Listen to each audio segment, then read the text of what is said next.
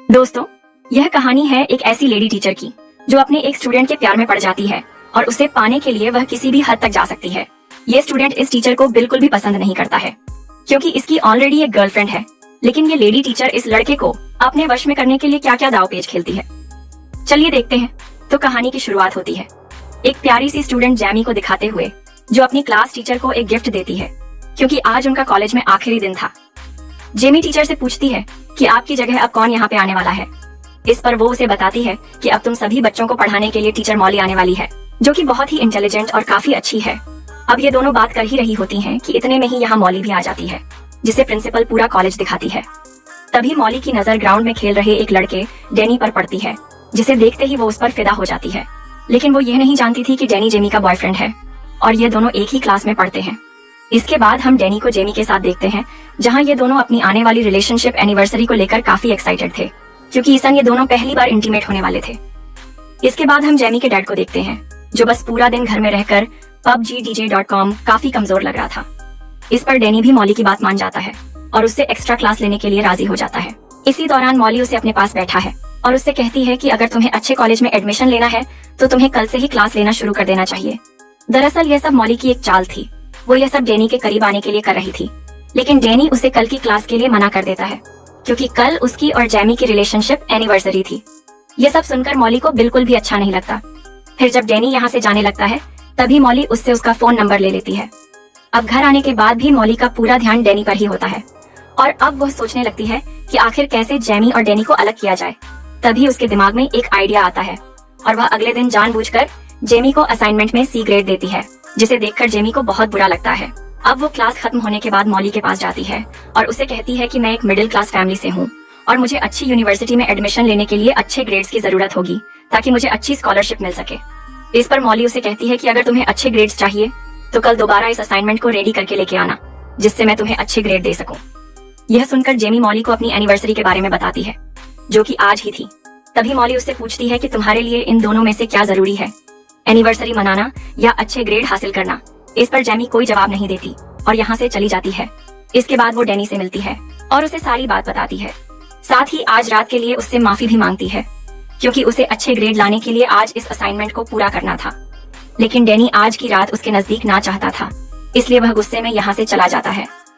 थोड़ी देर बाद Molly Danny के पास आती है और उसे अपने साथ डिनर करने के लिए कहती है, जिसके लिए वह मान जाता है और दोनों एक रेस्टोरेंट में पहुंच जाते हैं, जहां मॉली डैनी से उसकी लव लाइफ के बारे में पूछती है। तब वह थोड़ा हिचकिचा हुए उसे बताता है कि अभी तक जेमी और उसके बीच कुछ भी नहीं हुआ है क्योंकि जेमी अभी इन सब चीजों के लिए रेडी नहीं है। ये सुनकर मॉली समझ जाती है कि डैनी को आखिर क्या चाहिए, इसलिए वह उसके करीब आने की कोशिश करती है। लेकिन डैनी उस पर ज्यादा ध्यान नहीं देता है और अपने घर चला जाता है। अगले दिन जेमी डैनी से मिलती है तो वो उससे कल रात के बारे में पूछती है कि आखिर कल रात को वह कहाँ था। इस पर डैनी उससे झूठ बोलते हुए कहता है कि मैं अपने दोस्तों के साथ था। जेमी को यह सुनकर बहुत बुरा लगता है क्योंकि डैनी के दोस्तों ने उसे पहले ही बता दिया था कि वह कल रात उनके साथ नहीं था। इसके बाद हम दोनों को एक पार्टी में देखते हैं, जहां जेमी की खूबसूरती देख डैनी अपने आप को कंट्रोल नहीं कर पाता और उसे एक रूम में ले जाता है, जहां वो उसके करीब आने की कोशिश करता है, पर जेमी उसे बीच में ही रोक देती है, जिस वजह से डैनी का पूरा मूड खराब हो जाता है और वह यहाँ से चला जाता है। वहीं दूसरी तरफ मॉली अपनी कार को खुद ही खराब करके उसे ठीक करने के लिए डैनी को बुलाती है। डैनी यहाँ आकर उसकी कार को ठीक कर देता है, लेकिन कार को ठीक करने की वजह से उसके हाथ खराब हो जाते हैं। यह देखकर मॉली उसे अपने घर ले जाती है और एक टॉवल से खुद उसके हाथ साफ करती है, साथ ही उसके करीब आने की कोशिश करती है। डैनी भी इस बार अपने आप को कंट्रोल नहीं कर पाता क्योंकि अब सारी हदें पार हो चुकी थी और अब दोनों अच्छे से इंटीमेट हो जाते हैं। अगले दिन जब जेमी कॉलेज में जाती है तो मॉली उसे एक बार फिर से असाइनमेंट में C ग्रेड देती है, जिसे देखकर जेमी को समझ नहीं आता कि आखिर वह उसके साथ ऐसा क्यों कर रही है, जबकि उसने तो इस बार बहुत ही अच्छा असाइनमेंट रेडी किया था।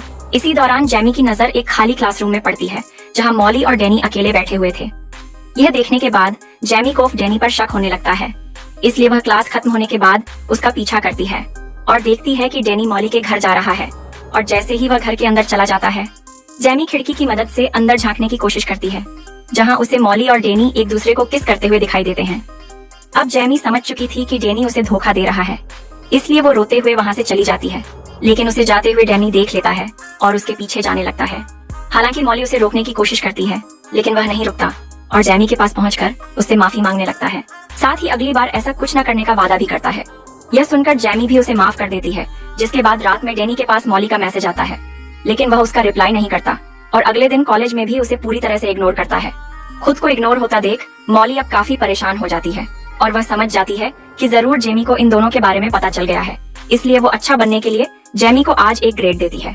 इस पर जेमी उसे कहती है कि तुम ये मत समझना कि एक ग्रेड मिलने की वजह से मैं तुम्हें माफ कर दूंगी। इतना कहकर वह अपना असाइनमेंट डस्टबिन में फेंक कर यहाँ से चली जाती है। इसी दौरान डैनी जेमी के पास आता है और उससे कहता है कि मॉली उसे काफी परेशान कर रही है, इसलिए वह आज रात उससे मिलने के लिए जाएगा और उसके साथ अपने रिश्ते को खत्म कर देगा। इसके बाद वो मॉली को मैसेज करके एक लोकेशन पर बुलाता है।